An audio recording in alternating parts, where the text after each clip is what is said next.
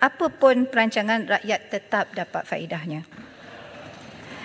Yang berhormat, untuk makluman yang berhormat, pada tahun 1899, Kampung Baru telah ditubuhkan hasil usaha dan desakan penduduk Melayu tempatan di Kuala Lumpur terhadap pentadbiran British kolonial.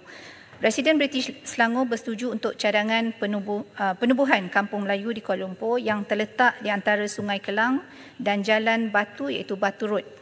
Kini Kampung Baru yang berusia 125 tahun telah menjadi simbol kawasan masyarakat Melayu dalam Bandaraya Kuala Lumpur. Walau bagaimanapun setelah lebih 1 abad, sudah tentulah terdapat keperluan untuk kita mengharmonikan persekitaran Kampung Baru dengan kepesatan pembangunan ibu kota. Sehubungan dengan itu, pada 1 April 2012, Perbadanan Pembangunan Kampung Baru iaitu PKB telah ditubuhkan untuk menerajui pembangunan semula Kampung Baru ke arah kesejahteraan komuniti di ibu kota pada amnya. Antara perkara yang menjadi panduan pembangunan Kampung Baru adalah nilai kebudayaan dan pemeliharaan warisan alam bina, perancangan inovatif dalam pembangunan tanah, pemeliharaan dan penjanaan semula kawasan bagi membentuk persekitaran berkualiti dan berdaya huni serta yang paling utama, menjaga kepentingan pemilikan orang Melayu. Semenjak tertubuhnya wilayah Persekutuan Kuala Lumpur pada tahun 1974, terdapat beberapa kawasan di dalam tanah MAS yang telah dimajukan. Kini hanya ada sebilangan kecil sahaja rumah-rumah berciri tradisional yang masih kekal. Antara yang wujud sehingga sekarang adalah rumah limas, rumah Johor dan rumah bumbung panjang di atas tanah milik individu. Selain daripada itu, terdapat bangunan yang mempunyai nilai sejarah seperti Kelab Sultan Sulaiman yang terletak di Jalan Kelab Dewan Sultan Sulaiman. Bangunan ini masih wujud sehingga sekarang dan ianya masih di bawah kawalan selir Kerajaan Negeri Selangor. Setakat ini, bangunan ini masih belum tersenarai sebagai tapak yang diwartakan di bawah Jabatan Warisan Negara.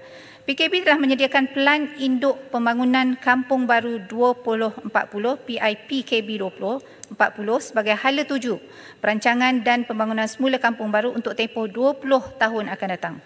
Pelan induk ini akan menjadi rangka utama dan panduan utama dalam pembangunan serta pembangunan semula Kampung Baru.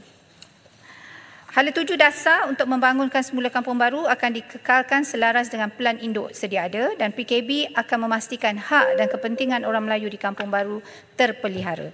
Percayalah, kerajaan akan berusaha mengangkat Kampung Baru sebagai bandar Melayu yang tersegam indah megah di Kuala Lumpur. Dan sehubungan itu, bagi memastikan pembangunan semula Kampung Baru dapat diteruskan sebagaimana yang telah dirancang, kerajaan tidak bercadang untuk mengangkat Kampung Baru sebagai tapak warisan dunia UNESCO. Ini adalah kerana pengiktirafan UNESCO sendiri akan menyebabkan sebarang cadangan pembangunan Kampung Baru tidak dapat diteruskan.